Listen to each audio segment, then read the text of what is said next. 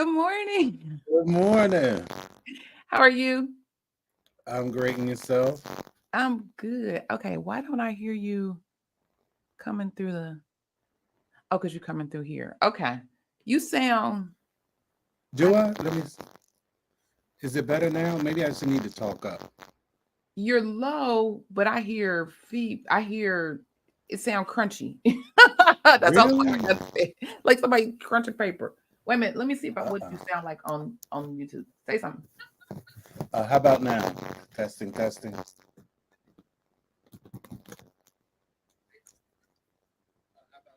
No, you sound crunchy there too. Okay, well, let me. Yes, she said AI have a world on chokehold. Yeah, don't he sound crunchy? Is it just me? It How may be about just now? yeah, it's like static, like sound. Yeah. Say Still? something. Even Do it again. now? How about No, you now? sound better.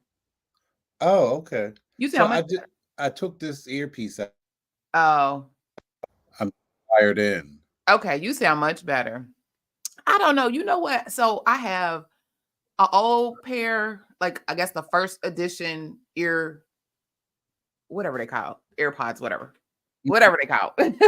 And then I got a newer one, not the latest release, but a second generation or something.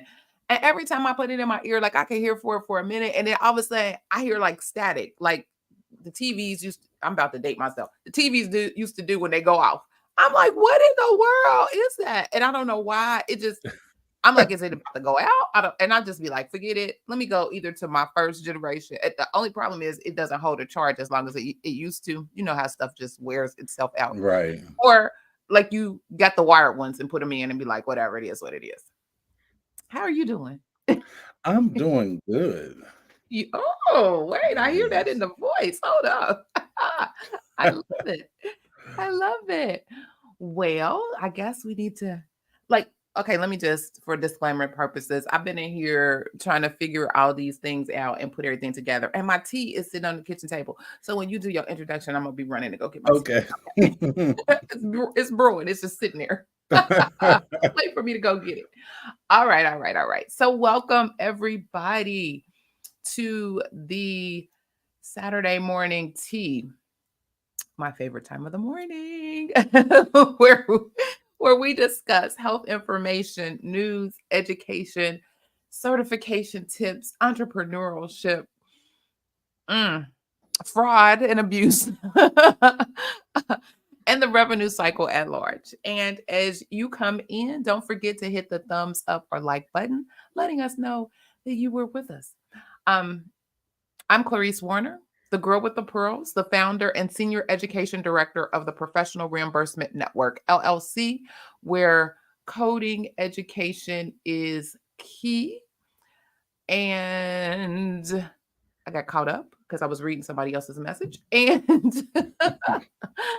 PRN is a healthcare compliance consultancy located in Cincinnati, Ohio, that specializes in revenue cycle and regulatory compliance and education. Now, let me ask, do you know what it takes to be a certified marketable medical coder? Do you? Are you interested in that? Hopefully. Well, before I introduce my co host, let me share with you information on a free email course on the 5 steps to become a certified marketable medical coder. Are you interested in medical coding, but not sure where to start? And scared of wasting time and resources? Let me help you with the right steps to become a certified marketable medical coder. Learn more at bit.ly/5stepscoder.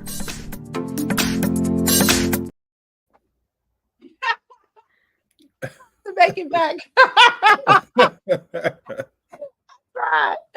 Okay. You know. This is gonna be an indication of how this morning is going to go. Okay. So if you are interested in getting more information on the 5 steps to become a certified marketable medical coder free email course, then find the information. There's a link in the description I know it's a lot of information down there, but I promise you it's close to the top. You can find that link. Click on that link, especially if you're joining via YouTube, Facebook, and LinkedIn. I don't see anybody over here in Clubhouse, even though I'm out here, but your link is at the top of the page if you're joining. But you could be watching the replay. So if you're watching the replay, because the replay does play, watching the replay, the link is at the top of the page. Okay. So joining me today is my co-host, Mr. Jesse, the registered trademark. Put some respect on his name, the coding nurse. Sir, introduce yourself and tell the folks all about you. Good morning, everybody. My name is Jesse. I live in Philadelphia, Pennsylvania. I have been in healthcare for 30 years. During the I transitioned into HIM in 2014. And during the pandemic in 2020, I created a company called The Coding Nurse, where I help other nurses and other people in healthcare with clinical backgrounds transition into the wonderful world of HIM.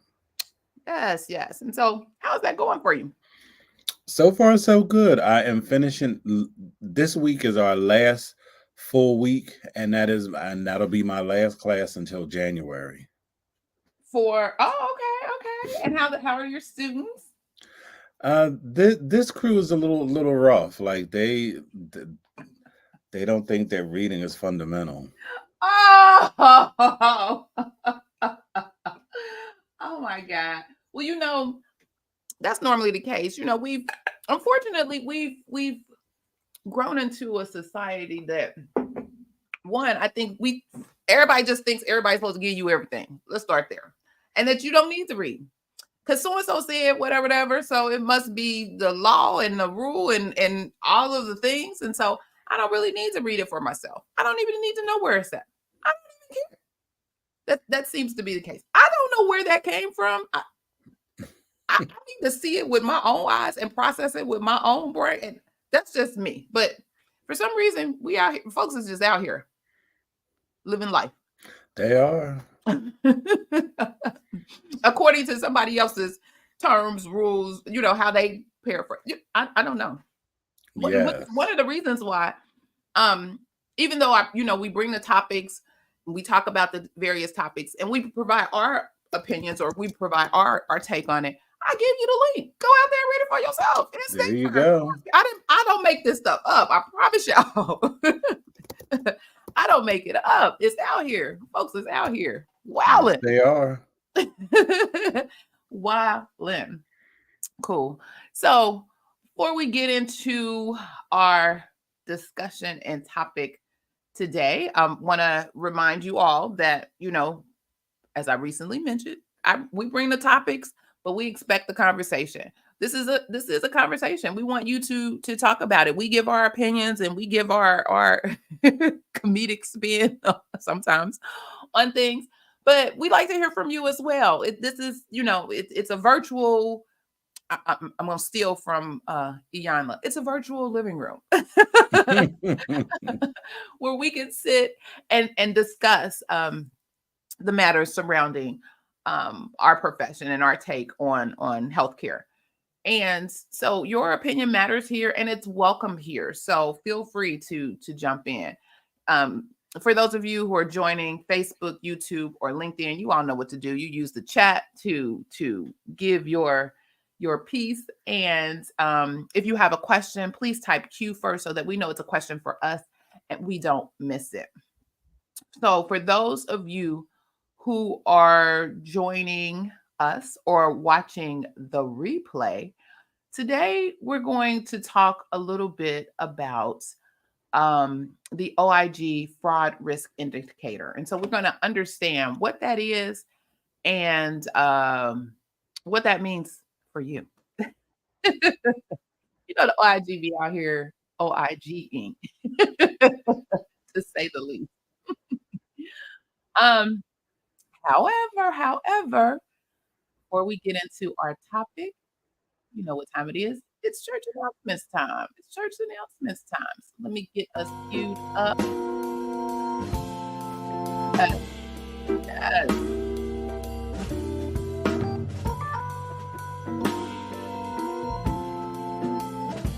Good morning, everybody. Thanks for joining us.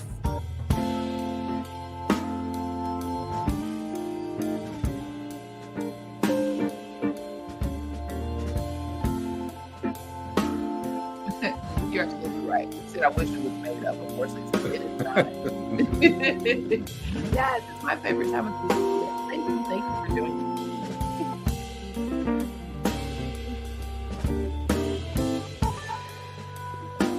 Good morning, Sarah. That's a pretty good rap. Is it your name? This music is perfect because you can imagine them setting up the tables for communion. I keep it today. Like, when we get after the meeting, I'm going to be like out the box upstairs. That's right, crafty coder. Yes. Oh, I love it. I love it. Everybody know what that means. Everybody knows what that means. Okay. So our church announcements for today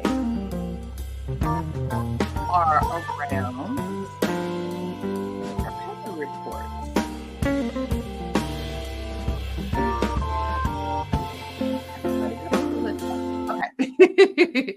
Okay. Around our pepper report. So the comparative billing reports is another name for them, but technically it's your pepper. CMS is issuing a comparative billing report for nursing facility evaluation and management visits. And if you don't know, and I think we've talked about it, I know I've talked about it, what the pepper reports are. This is a way for you to kind of gauge where you sit with your peers in a particular industry. So if like I said, this one is for nursing facility evaluation and management visits. Do you want to, what percentile are you in? Are you above the 80th percentile? Are you below the 25th percentile? Where do you fit with those in your state, with those nationally? And then it gives you like your own snapshot as well of what it looks like. And so this is a tool that allows you to see, we may be out of our visits, or our services may be billed on a higher scale. Not to really panic, if you will, but allow you the opportunity to test and see why. So is it because of our payer mix? Is it because our patient mix? Is it because we have patients who need an acute or a higher level of care?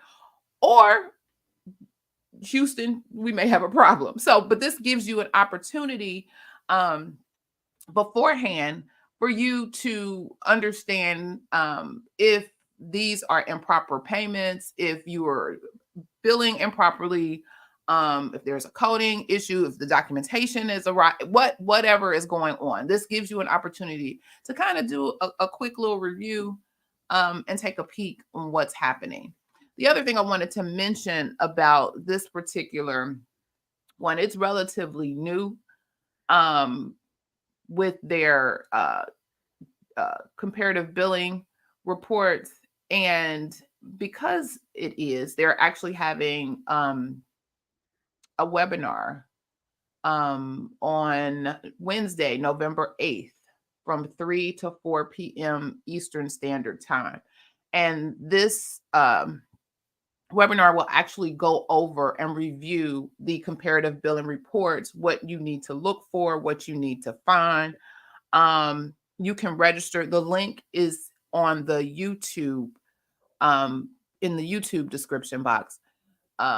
It has where you can register, and then you can also get the handouts. The handouts are great. They actually give you like a sample peek at what they give you a sample peek at what the report looks like. It walks you, I mean, the handout is just the bomb. It walks you into all of the things of the PEPR report. They also tell you what the CBR or the comparative billing reports are not. They're not an audit. It's not something to make you change how you clinically care for your patients. It's not that.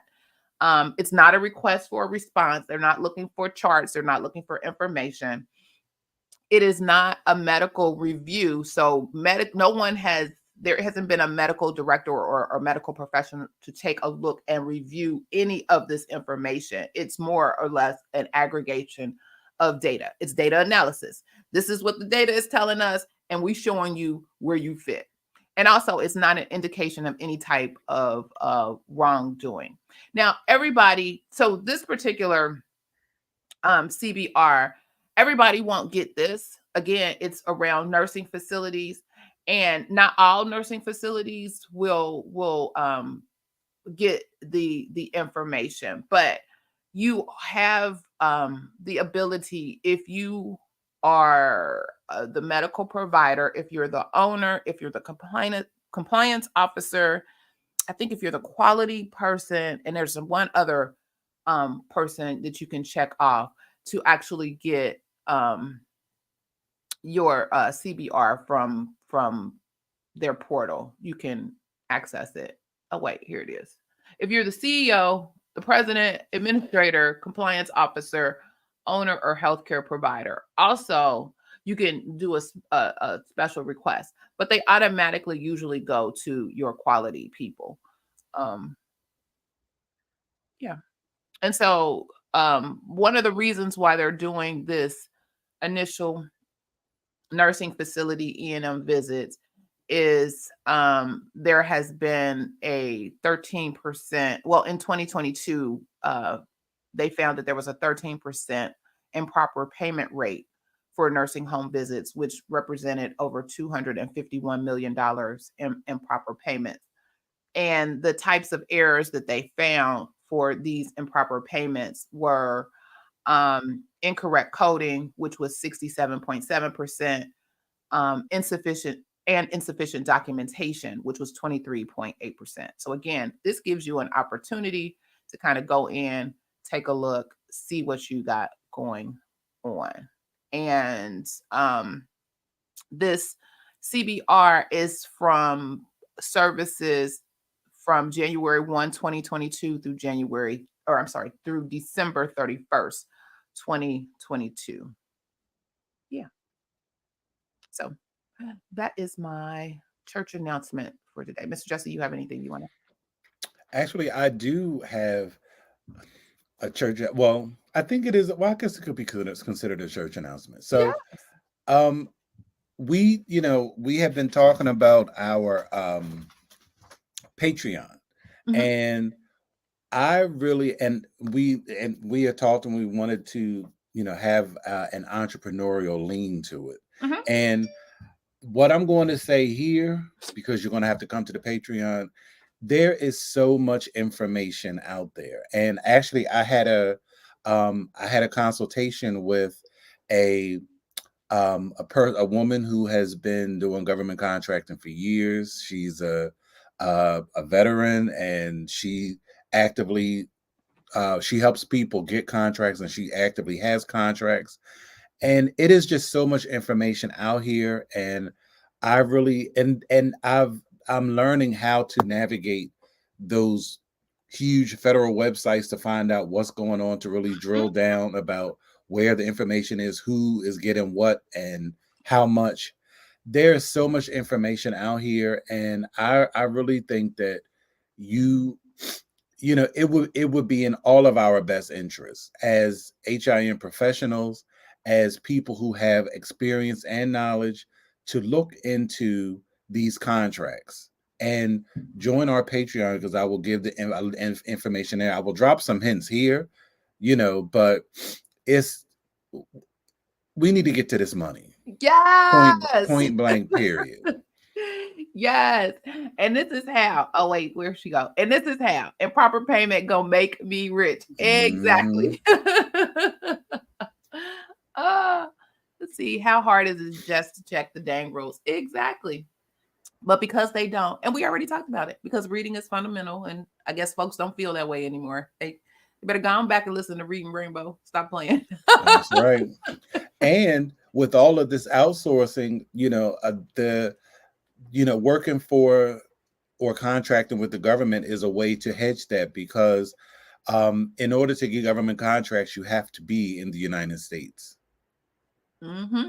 So Mm-hmm. that eliminates a whole lot of competition. So our meeting after the meeting is going to be juicy. Yeah. So again, there is a plug for our Patreon. This is where not only we provide some additional context around the things that we talk about today and kind of debrief on those things, but then we also right now, entrepreneurship is the key to unlock a lot of doors, and we're walking piece by piece, step by step, walking our folks on how to get to the bags. Get to the bags. Are those dollars? Get to the bags. All right. Good information. Okay, let me take this down. More comments. I gotta keep. Yeah. She said, what was the chat on TikTok? I think that's supposed to say money. Money come to me, money goes through me, or whatever they say. Right.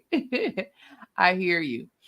All right. So today I wanted to bring your attention to, and I guess this is probably not one of the sexiest comments. Let me just say, I told y'all how every Saturday morning, like clockwork, I swear there's something on their radar that says, you know what, she's gonna be talking this morning. Let's make sure this hits her inbox before she comes. But my friends over at the AMA, boy, Lord, they got a whole section about scope creep. And it's like, I think it was 4 different articles. Now they have escalated. Now they're getting researchers, and so they're getting their evidence on research around why non-physicians don't provide quality care, and the care that they're providing is at a higher cost. So there's a whole art. I didn't bring it up. I wasn't going to even talk about it, but I just thought it was amazing. I was like, I need to find out on the other side what's happening on their piece. Even though we heard about last week with the VA about to shut all their stuff down, but that's neither there. Yes, Miss Renita, come on in and check the description box on YouTube, and you'll see the information about our Patreon to be in the meeting after the meeting. Starts at 10:15. All right. So let's get to it. So today we're talking about the OIG and their fraud risk spectrum. So I got another email about all kinds of folks and their fraudulent behavior and fraudulent activity. And I was like, "Ooh, they not letting up at all." I don't know if they got more agents. I don't know what's the deal, but the OIG is not playing at all. So let's see if I can bring this up. So primarily they use the False Claims Act, and that's their tool to determining and dealing with any type of fraud. So in most of these False Claims Act cases, they do one of several things. Usually it's a settlement. And so the government will say, they are alleging there's some sort of fraudulent conduct that happened. And I know folks get out and because sometimes it's not like blatant fraud, but it's and I can hear somebody would say this all the time, but it was just a mistake. It was just a mistake, but it was a mistake made a gazillion times, but it was a mistake that was made that that you should have known or should have had the people in place to know, to catch it and determine and decide, oh no, we've made this mistake, and then do the right thing and self-disclose. So that's part of the group of folks that the government may allege fraudulent conduct. And then basically the party, usually they don't admit any type of liability to it at all. So they try to meet kind of in the middle. Depending on all of the facts and circumstances that are presented in these cases, the OIG will do again one of several things in settling these federal cases of healthcare fraud. There is exclusion, and yes, the OIG has the right to exclude. They have been given the authority and power to exclude folks from federal government, that's the same thing, payment mechanisms, Medicare, Medicaid, TRICARE, all of the things. Heightened security, even grants, but that's heightened security is another thing that they could do. Integrity, obligations, they can take no further action. They can kind of let it sit and see how you hang yourself. And then in the case of a good faith and cooperative party, they who did self-disclosure, they can take the self-disclosure as it is and pursue no other things. So the OIG has a risk spectrum that kind of shows how they approach these different tactics that they use. So the long and short of all of this is on their risk spectrum. And so let me show my screen so you can see this here.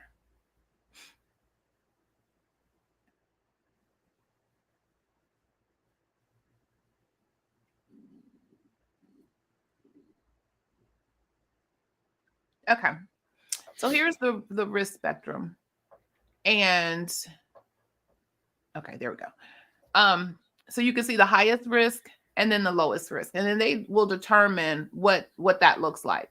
If it's in the highest risk, they can exclude, or that's where the exclusion portion sits. Then you have heightened security, the CIAs, no further action, and self-disclosure.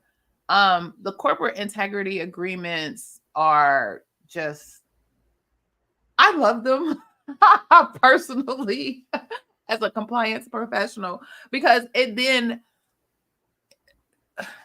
organizations who've sat under a CIA, while it is a taxing exercise, folks it's a lot of work. However, when they come out of that, they are all the better for it, especially within their compliance program. So, Mr. Jesse, I know you've talked about, you've been at organizations, you don't even know who the compliance officer is. You don't even know anything related to some of those compliance functions. All that changes when folks sit under CIA, because they have to, there's a regular cadence. I want to say it's like every 30 days. It's a very routine cadence for them to have to deliver documents, deliver information about training, deliver all of the things under a CIA for years, at least 3 years. I think 3 is the minimum, 3 to 5 years, depending on how well they do. So if you're a good player in your CIA, then you are let go a little sooner. But if you're not such a good player and you still want to put your feet in, be 10 toes down, or like they say about Deion Sanders, 9 toes down, 8 toes down, then you sit under that CIA for a further or longer time. Here is what it has looked like for fiscal year 2023 from the first through the fourth quarters so far, or to date on this. There were 16 exclusions, 2 had heightened security, 29 CIAs, 181 no further action, and 7 self-disclosure. Now remember that no further action is kind of that wait and see type of thing. And yeah, I would make sure I would double check and make sure all I's are dotted and T's are crossed if you're sitting in that. But what I wanted to also talk about in this was the exclusion. And as I mentioned, the OIG has the authority to exclude individuals and entities. So not only will you be excluded, but your organization or your entity will be excluded. So if you are and I say this particularly to those small individuals or groups that are new startups, they will exclude you and your MPI, and they will exclude your organization and its MPI. So remember that. Okay. So this talks all about the exclusion authority and activities of the OIG. And people can be excluded for all kinds of things, but if they have a conviction for Medicare or Medicaid fraud is one of the reasons that folks are excluded. And those that are excluded can receive no payment from federal healthcare programs for any items or services they furnish, order, or prescribe.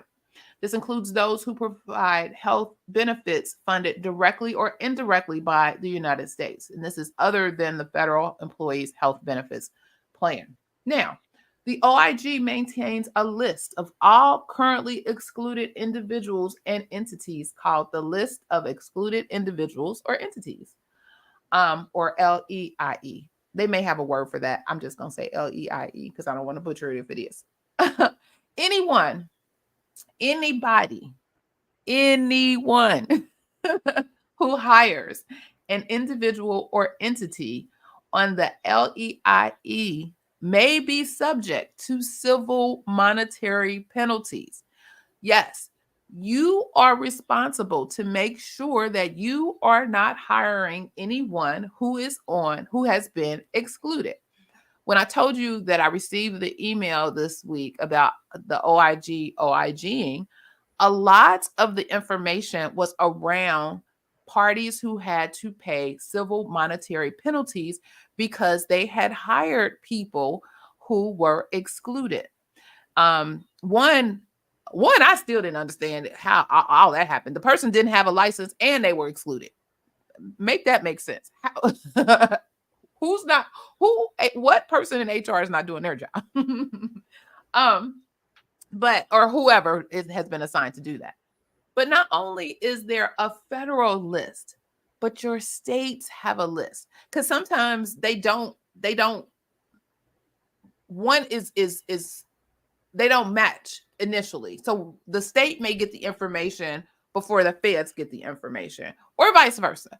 And so it's up to you all, so that you won't be, if you are a hiring entity, to make sure that somebody is checking both the state and the federal list to avoid that liability. And you should check it on a regular. So not only for your new hires, but folks be doing stuff once they get the job.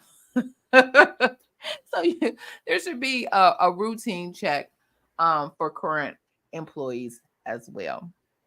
Mr. Jesse, any questions, any comments?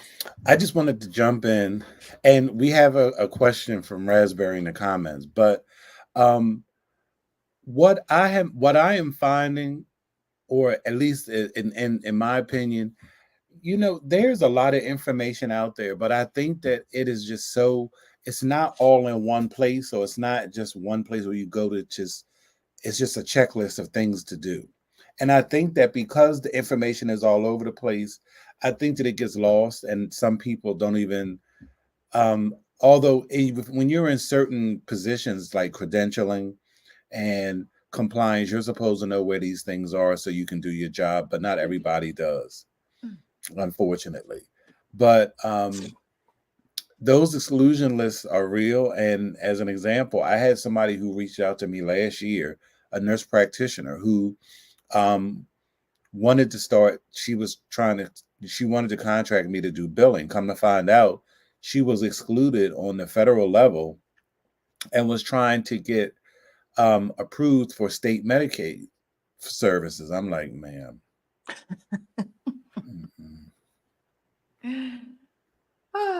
And so I've anytime I take on a client locally, I go to the list. Let me see what's happening over here. I go to the state and federal list because one, we're not gonna waste each other's time because I'm not fooling. I'm not touching you at all. Period. Because I can't help. I can't help you. And I tell people all the time, I'm not putting none of my credentials, I'm not putting any of my stuff on the line for foolishness. So that's kind of my whole spiel when I sit down with my clients in our introductory meeting. I'm not playing those reindeer games at all with anybody. And I've seen some folks and I'm like, especially, well, I don't know if you've encountered this, but especially in that low-lying fruit area of home health, you'll see folks, they'll be on the exclusion list, but they'll still be working somehow in home health through a different name or different entity or different whatever. Like they'll flip their stuff like we change clothes, which would be daily. And so that's why they stay in the crosshairs of the OIG because they know y'all game. They know what y'all doing. It's just like, here we go. And all you got to do is follow the patterns because you've established your pattern. Nothing is changing about how you do or what you do. You just changed your name and changed who the owner may be and changed who you may have hired to, because all of the people within the organization are not excluded. It's just those people who are either owners or actually providing direct services that are called into question are excluded. So y'all just figure out how to rally around and put some more folks in place and start it all over again until, unfortunately, one day somebody going to jail. And I guess that's when it'll all stop. But yeah, so this is something that I just wanted to show that's part of what the OIG does, part of their work. When you see information about, well, you know, why did they do this?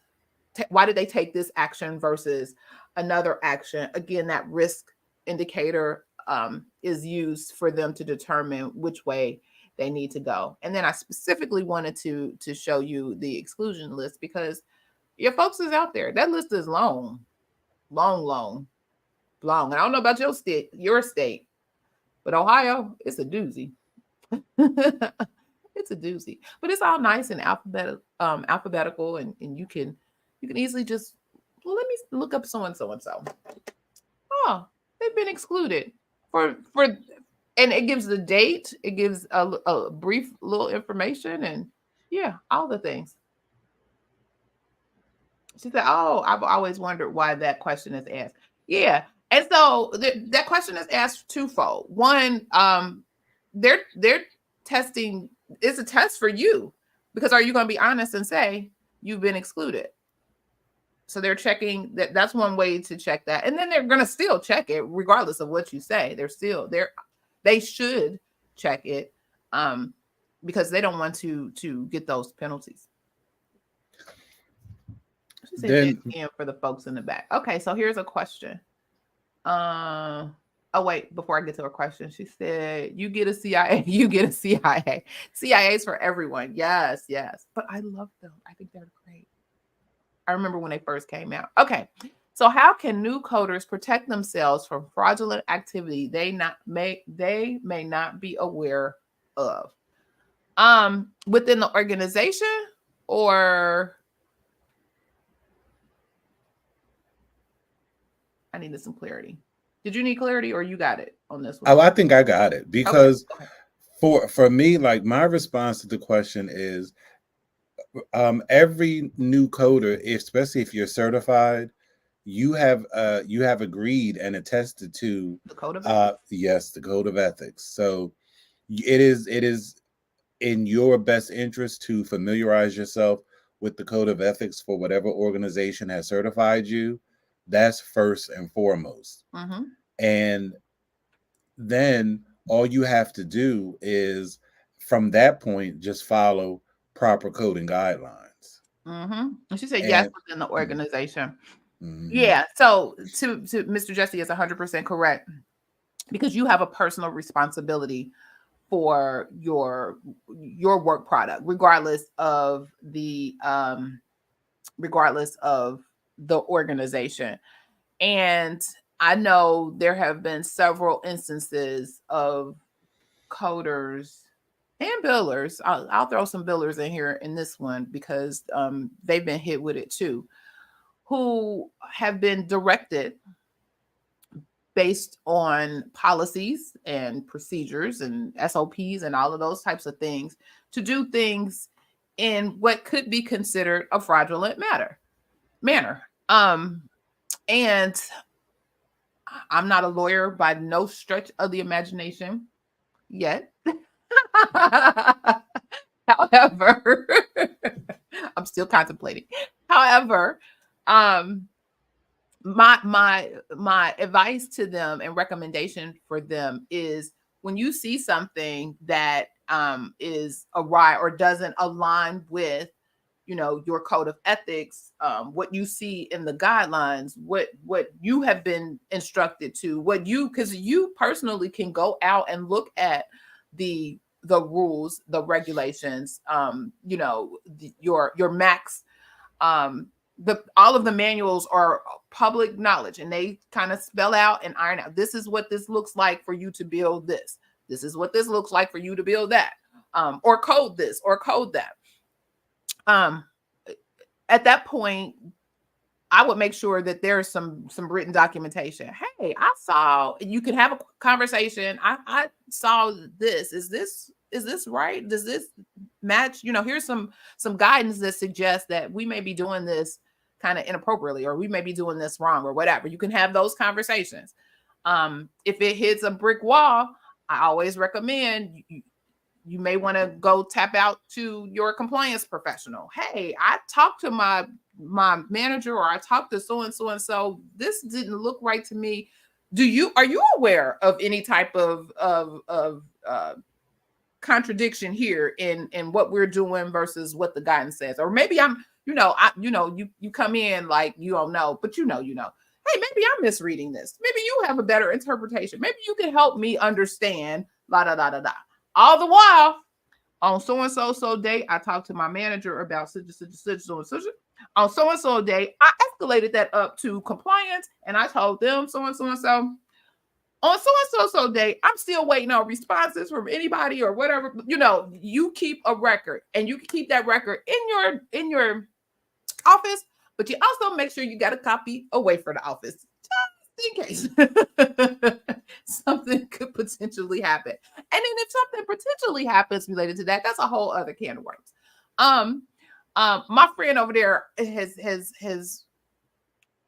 loves to throw his hat in for key tams. That too may be an option. But at least first and foremost, try to, because sometimes people just don't know. I mean, they just don't know, and they think they may be doing something, or don't know that something has changed within the guidance or regulations or whatever. So I think trying to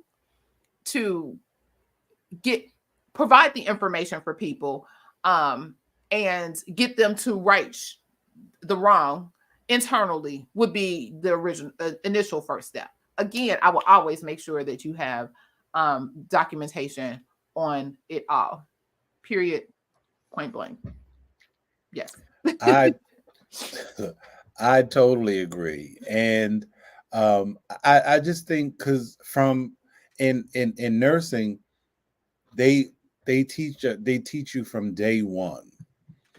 Ignorance of the law is no excuse for violation. Mm-hmm. Like, when I tell you, they drill that into your head, and so you can't say you didn't know, because you're supposed to know. Yep, that's Like, your job. That's your job. like it's like there's no wiggle room. And I just think that, well, I do. Well, the problem is, and this is not just in HIM, but the problem in society, period, is we have people in positions who have no business being in these positions. Mm-hmm.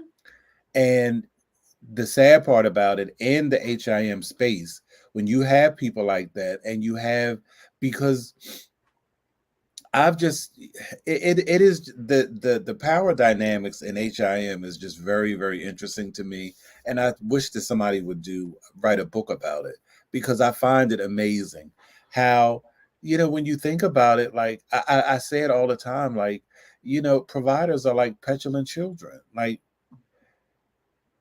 you want to do what you want to do, and then when somebody says no, then you want to scream and holler. But yet and still, when when somebody comes after you and says that you have to pay back $5 million, then you want to still scream and holler. No, no, no. And this is why you have policy. This is why you have checks and balances to prevent these kinds of things from happening. And you really have to save them from themselves. Mm-hmm. That's really, really what you're doing. Mm-hmm. And people, for whatever reason, just can't seem to understand that. And, like like I'm precepting somebody. So she had to send a query to the provider and asked for, because the diagnosis did not meet clinical criteria. Mm-hmm. So the provider answered that the condition was ruled in and was asked in the query to list the clinical indicators. They didn't list the clinical indicators. So she was like, "Well, are we supposed to write back?" I said, "No."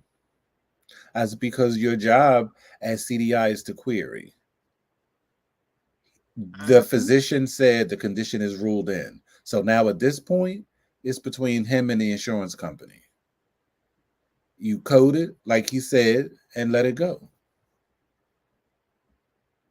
Yeah. What else can you do? Like, that's not your job to make somebody do something. No, no, no, no. Mm-mm. Mm-mm. Like, even in compliance, I say all the time, because compliance can be a stressful occupation as well, especially revenue cycle compliance. But you can't take it personal. You can't, because again, you have to you have to give the people the choice to do whatever it is that they're gonna do. Your job is to inform and provide the information. And I do my job and I walk away. You're gonna do whatever it is that you need to do.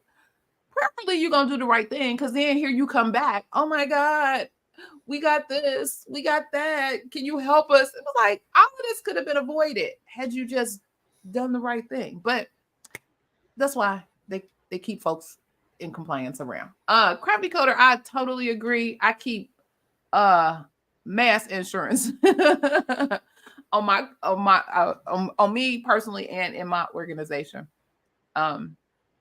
Yes, ma'am. Yes, ma'am.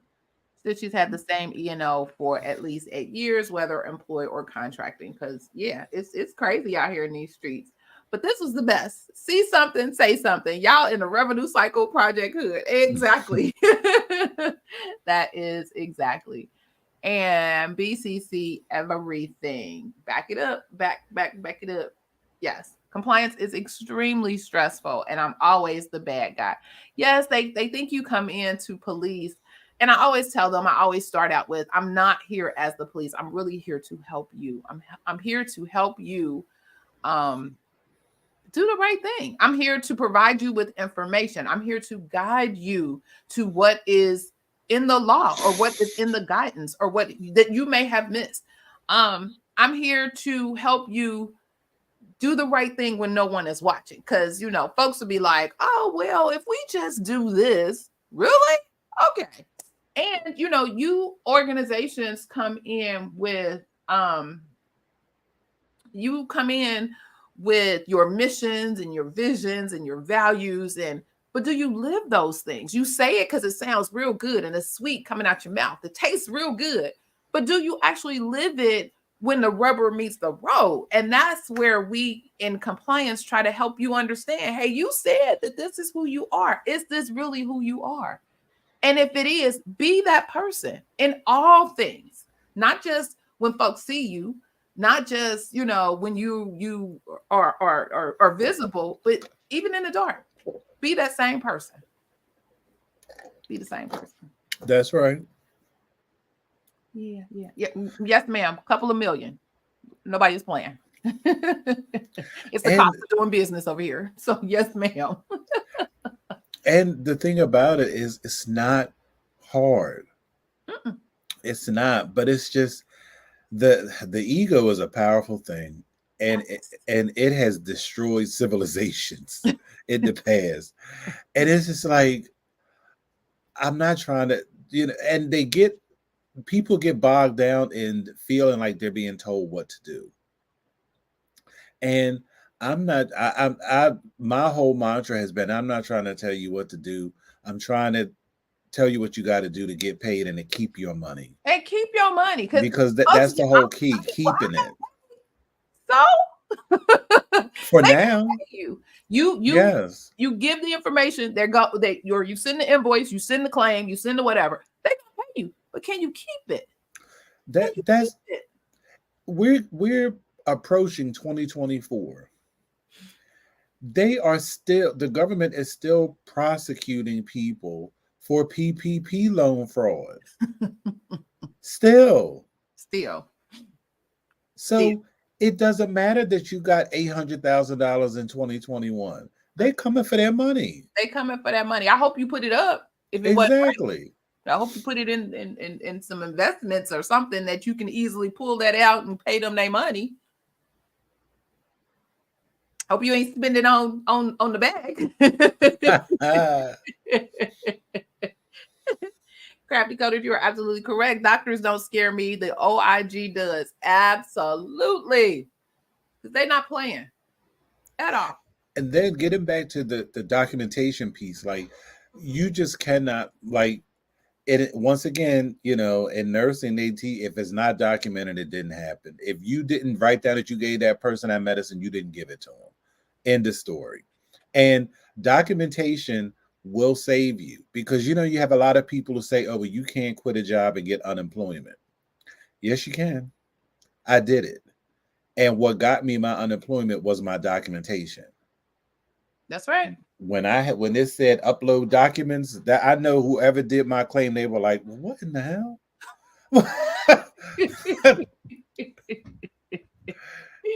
And sure enough, in my decision, they had the information I had submitted, and said that this, you know, claimant made his objections, and the plaintiff, or whoever it was, however they had it worded, the company did not do anything to address my specific issue. Mm-hmm. And that was how I was awarded, because what they were doing was wrong, and I was telling them, and they weren't trying to change. And I'm like, and you lucky that it was, well, they're lucky that it was just, you decided, you know what, enough is enough, I'm out. Just pay me my unemployment or whatever. You could have whistleblown. Oh, and somebody did afterwards. See? And I got contacted by and look, as they say on A&E, an investigative reporter. I sure did. He found me through LinkedIn. For real. And came with receipts. I'm like, oh. Wow. Wow. That's what's up. See, you never know. You never know. And those conversations, they stick around. Trust and believe. Mm-hmm. Folks know. They know. Yeah, she said, yes, you can. And she also has sat right there on unemployment after quitting. Yep. Cool. So I hope that helped you, Raspberry. I love that name. I hope that gave you some insight on some things that you can do. And I mean, I don't want you to be jaded and think that every organization is doing something shady. That is not the case. Again, like I mentioned, it could be an honest mistake. But if that is the case, then someone needs to be alerted to that honest mistake and make the appropriate corrections and changes as needed. Because so that they don't so it doesn't look like fraud to the government. Exactly. I worked somewhere, once again, not long. And I noticed that this name kept popping up as, because I do, one thing about being in HIM, it will make you a detective. Like, you just naturally just look up stuff. Exactly. Your whole skill set, that folks don't even understand the skill set that we have for real. Yes. Like you said, detective, investigator, all of the things. But go ahead. I'm sorry. And I noticed, I'm like, well, wait a minute. They invested money and then they're also a client. So I'm like, now it is legal, but you have to disclose that in what they call a safe harbor agreement. Mm-hmm. Otherwise, it becomes otherwise you go into it becomes a kickback. So I asked, I'm like, well, does this company have a safe harbor agreement with so and so on file? Oh, I don't know. I'm like, okay. And this involved a former U.S. senator. Oh, yes. Man, people don't realize it goes down on the back end. On the back, it goes down. Yeah, I'm part of the Scooby-Doo gang. Yes. Yeah, she said our parents had us job scared. They did, didn't they? Like, you better stay here forever. You got a good old job. You better be here. But there are no pensions anymore. So I'm out with my little 401k to the next. Amen. Amen. And she said, yes, thank you. It helped. Well, we're glad to be of service in the service. One more time. Yes. That song just hit me real quick in my spirit. Cool. So yeah. I just hope this was something that was useful, that was helpful, that again allows you the opportunity to when you see something, say something, gave you some concrete ways on how to say something, an action plan on what to do when you say something, and protect yourself as well. Absolutely. Yes. So you never know. You think you're coming into a field where, I'll just do this and do that. Okay. It's all kinds of things circling. She said, welcome raspberry to this side of the world. Yes, absolutely. It's all kinds of things that's involved in what we do in health information. All kinds of things. Folks don't. And people also don't realize how heavily regulated it is. It is very regulated. And all you got to do is just look up. They'll tell you what you got to do. They'll tell you how to do it. Oh, that meme you sent to me. Oh my God, about the nurse should have been plumber. And we was having that conversation. I was talking with a gentleman locally about, we were talking about the OIG and their investigation into nursing facilities on those particular drugs that they were using to sedate the patients because of not having enough staff, and not because the patient needed to be sedated. That's a whole different thing. And, of course, there should be documentation to confirm that. But they're just sedating people because they don't have enough staff to manage all the residents in the facility. And we were going round and round and round. Of course, some of the excuses and stuff that he was saying, of course, he's no longer in the nursing home business, thank God. But I just kept, there were three of us in this conversation, and I just kept going back to, why are you doing this? Why are you in the business of healthcare if you're not in the caring business? Like, you see dollars and you think, oh, here's an opportunity for me to make some money and this and another. I was like, and he, we were talking about ratings. You got the 5-star nursing facilities and 1-star. I said, first of all, you probably were at a half a star because you were so busy trying to get money and not even invest any money or dollars that you get into your facility so that you can raise your star. And that's with any business. You invest back into your business to elevate to the next level. So if I'm walking, because he was like, yeah, and it was so much regulation and so much, dude, you dealing with people's lives. And because he didn't have the clientele where there were family members that were coming and seeing about those patients, I guess, if he felt he was doing them a favor. Well, I'm taking them. No, those are still people, whether they're family members involved, whether whoever, they are still people, and you are taking them to care for them, period. And if that is not the reason why you in it, don't get in it. Don't be about that life. That's not about you. Don't do it. Why? Exactly. Why? And dude said it like, you need a different trade. If you're a nurse and you're not caring for people, you should be a plumber. Go plumb. I was hollering. And he's exactly right, because I promise you, until I became a nurse, I mean, because I got into it when I was young in my 20s, but I have never prayed for good health more than after I became a nurse, because I've seen it. And because I used to tell my friends all the time, I'm like, if I look up and see some of these people taking care of me, I'll pull the plug my darn self. Exactly. Hand me that cord. I'll rip it out myself. No. You ain't gonna kill me. I'll kill myself first. No. Yes, I was just, like, oh, well, these people got money and they got families to come see them and they this, that, and the third, whatever. I'm like, but so you can't attract any of those types of clientele, because when I walk through your door, I see a big gaping hole that's dripping and leak. Why would I come here? Why would I put my family member here? Of course not. I haven't seen the people, the caliber, or whatever. Oh, you got to pay the people. Yes, you got to pay people to do a good job. Their job is to care for these residents. You need to compensate them to do their job. And if they're not, they need to go. Period. You don't just try to get the bottom of the barrel. Let me just get this part. Oh, they need a job, so let me just slide them a couple dollars. They'll come in. But then garbage in, garbage out. Period. That's in everything. And what a lot of people also don't understand, and also this goes to a case management issue too.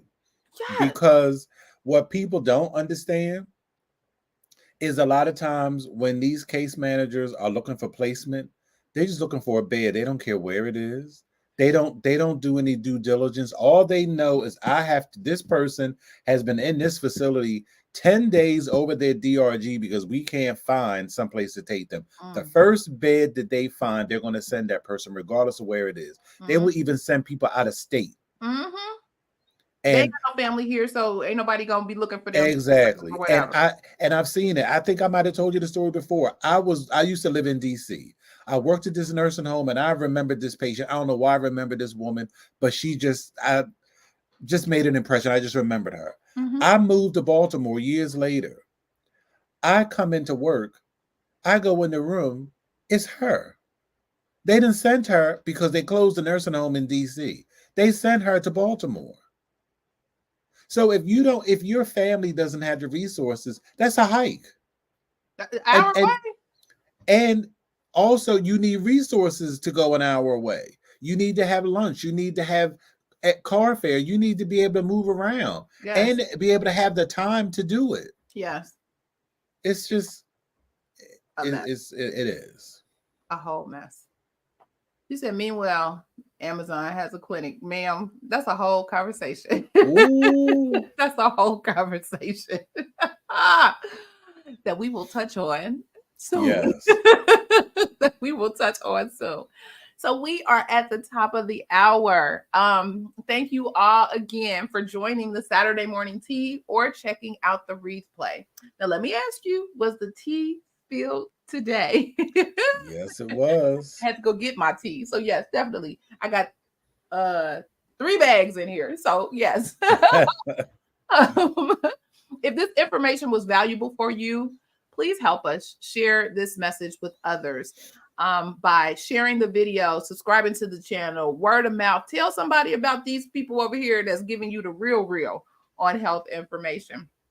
Also, be sure to follow us for more information on all things health information, compliance, revenue cycle, and of course, medical coding. And as you leave out, don't forget to hit the thumbs up or like button. That helps with others being able to see that we have something that somebody else might need to listen to. Also, check out the Coding Nurse channel on YouTube. He drops the gems as well. So again, this has been a great session today. Mr. Jesse, do you have any closing words for the people? It's just that, you know, every Saturday we try to bring value, and I'm sure I know we do. So every Saturday the tea is spilled because we show you how to maximize your knowledge in this HIM space and what to look out for and how to just move around safely and compliantly. Yes. So again, thank you for joining, and remember, be safe, be kind, and don't wish for it, work for it. Until next time, take care. And for those of you on Patreon, we'll see you at the meeting after the meeting.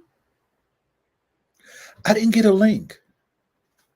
Sir, it's not in your I only got one StreamYard link. Last week I got two. It should have been both of them. Okay, I'll send it to you. All right, thank you.